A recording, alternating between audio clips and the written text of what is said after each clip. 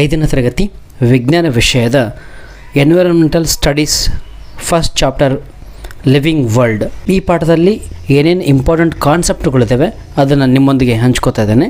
Before going to the subject we need to have one question, that is what is environment? ಪರಿಸರ ಅಂತಂದರೆ ಏನು? ಇದಕ್ಕೆ ಉತ್ತರ ತುಂಬ ಈಸಿಯಾಗಿ ಹೇಳ್ಬೋದು. Everything around us is called environment. ಅಂದರೆ ನಮ್ಮ ಸುತ್ತಮುತ್ತಲಿರುವಂಥ ಪ್ರತಿಯೊಂದು ವಸ್ತುಗಳನ್ನು ಸೇರಿಸಿದಾಗ ಎನ್ವಿರಾನ್ಮೆಂಟ್ ಅಥವಾ ಪರಿಸರ ಅಂತ ಆಗುತ್ತೆ. ಏನೇನು ಒಳಗೊಂಡಿರ್ತದೆ ಅಂತಂದರೆ it includes plants, animals, water, air, soil etcetera. ಇದೆಲ್ಲವನ್ನು ಸೇರಿಸ್ಬಿಟ್ಟೆ ನಾವು ಎನ್ವಿರಾನ್ಮೆಂಟ್ ಅಂತ ಕರಿತೀವಿ. Environment is the home for all living beings. Second concept ನೋಡೋದಾದರೆ living and non living things. Living ಥಿಂಗ್ಸ್ನ ನಾವು ಬಯೋಟಿಕ್ ಅಂತ ಕರಿತೀವಿ, ನಾನ್ ಲಿವಿಂಗ್ ಥಿಂಗ್ಸ್ನ ಅಬಯೋಟಿಕ್ ಅಂತ ಕರಿತೀವಿ. ಲಿವಿಂಗ್ ಥಿಂಗ್ಸ್ ಅಂತಂದರೆ they have a life, grow, breathe and reproduce. ಅಂದರೆ ಅವುಗಳಿಗೆ ಜೀವ ಇದೆ, ಅವು ಬೆಳೀತವೆ ಮತ್ತು ಅವು ಉಸಿರಾಡ್ತವೆ ಮತ್ತು ಅವು ತಮ್ಮ ಸಂತಾನೋತ್ಪತ್ತಿ ಕ್ರಿಯೆಯನ್ನು ಮಾಡ್ತವೆ. ಎಕ್ಸಾಂಪಲ್ಸ್ ಯಾವುವು ಅಂದರೆ ಹ್ಯೂಮನ್, ಪ್ಲ್ಯಾಂಟ್, ಕೌ, ಬರ್ಡ್. ಈ ಚಿತ್ರದಲ್ಲಿ ಕೂಡ ತೋರಿಸಿದೆ, ನೀವು ನೋಡ್ಕೊಳ್ಳಿ. ನಾನ್ ಲಿವಿಂಗ್ ಥಿಂಗ್ಸ್ ಅಂತಂದರೆ we can also called as abiotic. They are no life, ಅವುಗಳಿಗೆ ಜೀವ ಇಲ್ಲ. ದೇ ಡು ನಾಟ್ ಗ್ರೋ, ಅವು ಬೆಳೆಯೋದಿಲ್ಲ. ಮತ್ತು ದೇ ಡು ನಾಟ್ ರಿಪ್ರೊಡ್ಯೂಸ್, ಅವು ಯಾವುದೇ ಸಂತಾನೋತ್ಪತ್ತಿ ಕ್ರಿಯೆಯನ್ನು ನಡೆಸೋದಿಲ್ಲ. Examples stones, tables, water, air. ಇವೆಲ್ಲವನ್ನು ನಾವು ನಾನ್ ಲಿವಿಂಗ್ ಥಿಂಗ್ಸ್ ಅಂತ ಕರಿತೀವಿ. ಥರ್ಡ್ ಕಾನ್ಸೆಪ್ಟ್ ನೋಡೋದಾದರೆ characteristics of living things. There are so many characteristics of living things. ಈ ಲಿವಿಂಗ್ ಥಿಂಗ್ಸು ಹಲವಾರು ಗುಣಲಕ್ಷಣಗಳನ್ನು ಹೊಂದಿದ್ದಾವೆ. ಒಂದು growth, they increase in size. ಅವು ಬೆಳೀತವೆ, ಚಿಕ್ಕದಿಂದ ದೊಡ್ಡ ದೊಡ್ಡ ಮರಗಳಾಗಿ ಬೆಳೀತವೆ.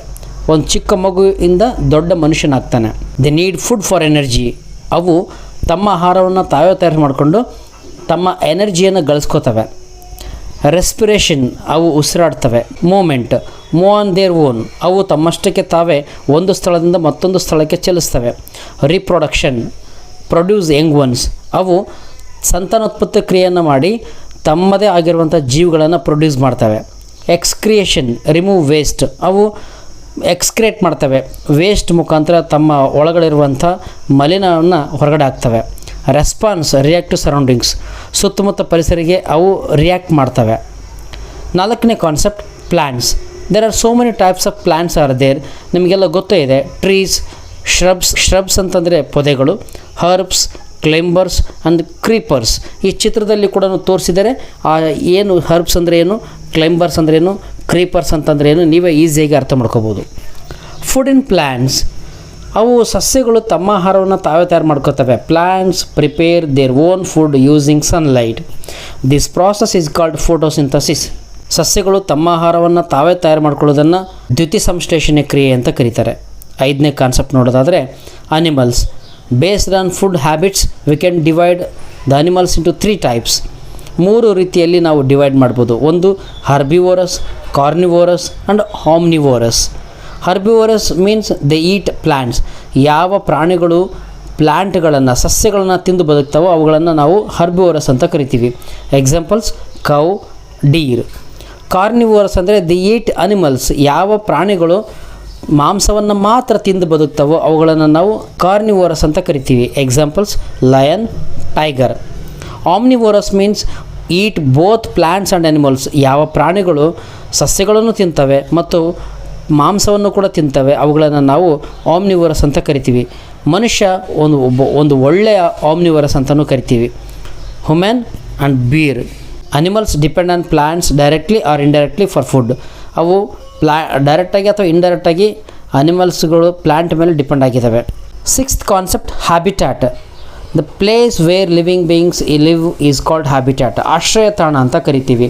There are 2 types of habitat. ಒಂದು ಲ್ಯಾಂಡ್ ಹ್ಯಾಬಿಟ್ಯಾಟ್, ಇನ್ನೊಂದು ವಾಟರ್ ಹ್ಯಾಬಿಟ್ಯಾಟ್. ಜೀವಿಗಳು ಭೂಮಿಯ ಮೇಲೆ ಬದುಕುವುದನ್ನು ಲ್ಯಾಂಡ್ ಹ್ಯಾಬಿಟ್ಯಾಟ್ ಅಂತ ಕರಿತೀವಿ. ಅದೇ ಕೆಲವೊಂದಿಷ್ಟು ಜೀವಿಗಳು ನೀರಿನೊಳಗಡೆ ಬದುಕುವುದನ್ನು ನಾವು ವಾಟರ್ ಹ್ಯಾಬಿಟ್ಯಾಟ್ ಅಂತ ಕರಿತೀವಿ. ಚಿತ್ರದಲ್ಲಿ ತೋರಿಸಿದೆ ಗಡಮರಗಳು, ಲಯನ್ಸು, ಟೈಗರು, ಇವೆಲ್ಲವನ್ನ ನಾವು ಲ್ಯಾಂಡ್ ಹ್ಯಾಬಿಟ್ಯಾಟ್ ಅಂತ ಕರಿತೀವಿ. ವಾಟರ್ ಹ್ಯಾಬಿಟ್ಯಾಟ್ನಲ್ಲಿ ಫಿಶ್ ಇದೆ, ಮೀನು, ಕ್ರೊಕೊಡೈಲ್ ಇರುತ್ತೆ.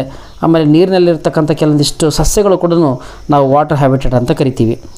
7th ಕಾನ್ಸೆಪ್ಟ್ ನೋಡೋದಾದರೆ ಲೈಫ್ ಸೈಕಲ್. ಒಬ್ಬ ಮನುಷ್ಯನ ಲೈಫ್ ಸೈಕಲ್ ಹೆಂಗಿರುತ್ತೆ? All living things have A life cycle. ಬರೀ ಮನುಷ್ಯ ಅಷ್ಟೇ ಅಲ್ಲ, ಭೂಮಿ ಮೇಲೆ ಇರೋಂಥ ಪ್ರತಿಯೊಂದು ಲಿವಿಂಗ್ ಥಿಂಗ್ಸ್ಗಳು ಕೂಡ ಲೈಫ್ ಸೈಕಲ್ ಇದೆ. ಎಕ್ಸಾಂಪಲ್ಸ್ ಮನುಷ್ಯಂದು ತಗೊಳ್ಳೋದಾದರೆ, ಮನುಷ್ಯ ಹುಡ್ತಾನೆ, ಬರ್ತ್, ಗ್ರೋತ್, ಬೆಳಿತಾನೆ, ರಿಪ್ರೊಡಕ್ಷನ್, ಅವನು ಮದುವೆ ಆಗಿ ರಿಪ್ರೊಡಕ್ಷನ್ ಮಾಡ್ತಾನೆ, ಅದಾದ ನಂತರ ವಯಸ್ಸಾದ ನಂತರ ಡೆತ್ ಆಗುತ್ತೆ ಮತ್ತು ವಾಪಸ್ಸು ಬರ್ತ್ ಆಗುತ್ತೆ.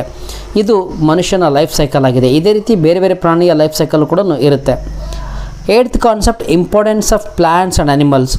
ಏನು ಇಂಪಾರ್ಟೆನ್ಸು, ಏನು ಅವುಗಳ ಅವಶ್ಯಕತೆ ಇದೆ, ಪ್ಲ್ಯಾಂಟಿನ ಅವಶ್ಯಕತೆ ಏನಿದೆ, ಮನುಷ್ಯನ ಅವಶ್ಯಕತೆ ಏನಿದೆ, ಒಂಚೂರು ಆಲೋಚನೆ ಮಾಡಿ. ಪ್ಲ್ಯಾಂಟಿನ ಅವಶ್ಯಕತೆ ಯಾಕಿದೆ ಅಂದರೆ, ದೇ ಗಿವ್ ಆಕ್ಸಿಜನ್. ನಾವು ಮನುಷ್ಯ ಆಕ್ಸಿಜನ್ನ ತಗೊಂಡು ಕಾರ್ಬನ್ ಡೈಆಕ್ಸೈಡನ್ನು ಹೊರಗಡೆ ಬೀಳ್ತೀವಲ್ಲ, ಅದೇ ಕಾರ್ಬನ್ ಡೈಆಕ್ಸೈಡನ್ನು ಪ್ಲ್ಯಾಂಟ್ಗಳು ತಗೊಂಡು ಮನುಷ್ಯನಿಗೆ ಅವಶ್ಯಕತೆ ಇರುವಂಥ ಆಕ್ಸಿಜನನ್ನು ಬಿಡುಗಡೆ ಮಾಡ್ತದೆ. They provide food. ಅವುಗಳು ಮನುಷ್ಯರಿಗೆ ಅಥವಾ ಪ್ರಾಣಿಗಳಿಗೆ ಆಹಾರವನ್ನು ನೀಡುತ್ತದೆ. They give shelter. ಪ್ಲ್ಯಾಂಟ್ಸ್ಗಳು ಪಕ್ಷಿಗಳಿಗೆ ಆಶ್ರಯ ತಾಣವನ್ನು ಒದಗಿಸ್ಕೊಡ್ತದೆ.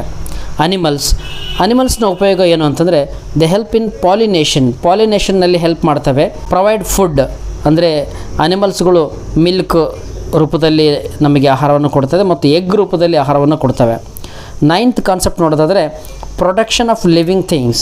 V must protect environment because ಪ್ರಾಣಿಗಳನ್ನು, ಜೀವಿಗಳನ್ನು ಯಾಕೆ ನಾವು ಬದುಕಿಸ್ಬೇಕು ಅಂತಂದರೆ, ಟ್ರೀಸ್ ಗಿವ್ ಆಕ್ಸಿಜನ್. ನಾವು ಟ್ರೀ ಕೂಡ ವೆರಿ ಇಂಪಾರ್ಟೆಂಟ್ ಅಂತ ಕನ್ಸಿಡರ್ ಮಾಡ್ತೀವಿ. Animals maintain balance. ಅನಿಮಲ್ಸ್ಗಳು ಅವು ಬ್ಯಾಲೆನ್ಸ್ನ ಮೇಂಟೈನ್ ಮಾಡ್ತವೆ. ಅದಕ್ಕೋಸ್ಕರ ನಾವು ರಿಸರ್ವೇಷನ್ ಫಾರೆಸ್ಟ್ಗಳನ್ನ ಸ್ಥಾಪನೆ ಮಾಡಿರೋದು. Tiger reservation forest, animal reservation forest, ಹೀಗೆ ಹಲವಾರು ರಿಸರ್ವೇಷನ್ ಫಾರೆಸ್ಟ್ಗಳು ನಾವು ನೋಡ್ಕೋತಾ ಇದ್ದೀವಿ, ಹಣ ಖರ್ಚು ಮಾಡಿಬಿಟ್ಟು ಸರ್ಕಾರದವರು.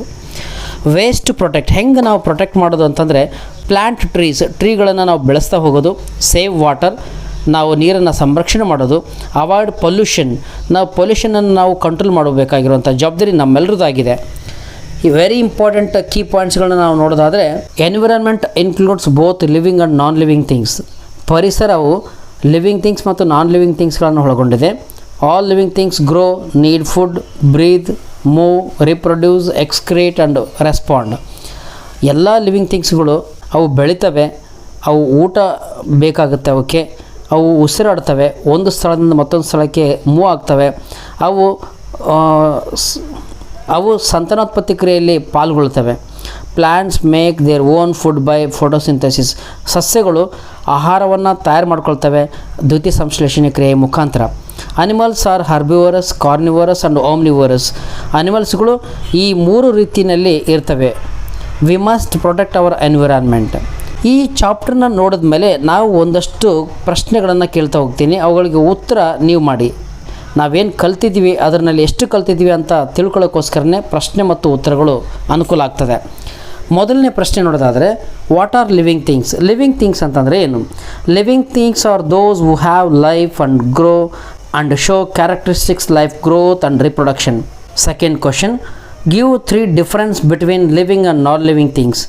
ಲಿವಿಂಗ್ ಥಿಂಗ್ಸ್ ಮತ್ತು ನಾನ್ ಲಿವಿಂಗ್ ಥಿಂಗ್ಸ್ ಮಧ್ಯದಲ್ಲಿರುವಂಥ ಡಿಫರೆನ್ಸ್ ಏನಂತಂದರೆ, living things grow, non living things do not grow. They breathe, non living things they do not breathe. They reproduce, non living things they do not reproduce. Third question, what is habitat? The place wear on organism lives is called habitat. Fourth question, what is photosynthesis? It is the process by which plants make their own food using sunlight. Last question, name the types of animals based on foods. There are 3 types of animals. One is herbivorous, carnivorous, omnivorous. ಈ ರೀತಿಯ ಹಲವಾರು ವಿಡಿಯೋಗಳನ್ನು ಮಾಡ್ತಾ ಹೋಗ್ತೀನಿ. ಎಲ್ಲ ವಿಡಿಯೋಗಳನ್ನು ನೋಡ್ತಾ ಹೋಗಿ. ಧನ್ಯವಾದಗಳು. ಹಾಗೆಯೇ ಈ PDF ನಿಮಗೆ ಬೇಕು ಆಯಿತು ಅಂತಂದರೆ ಈ ಕೆಳಗಿನ ನಂಬರಿಗೆ ಮೆಸೇಜ್ ಮಾಡಿ, ನಿಮಗೆ ವಾಟ್ಸಪ್ ಮುಖಾಂತರ PDF ಕಳಿಸ್ತೀನಿ.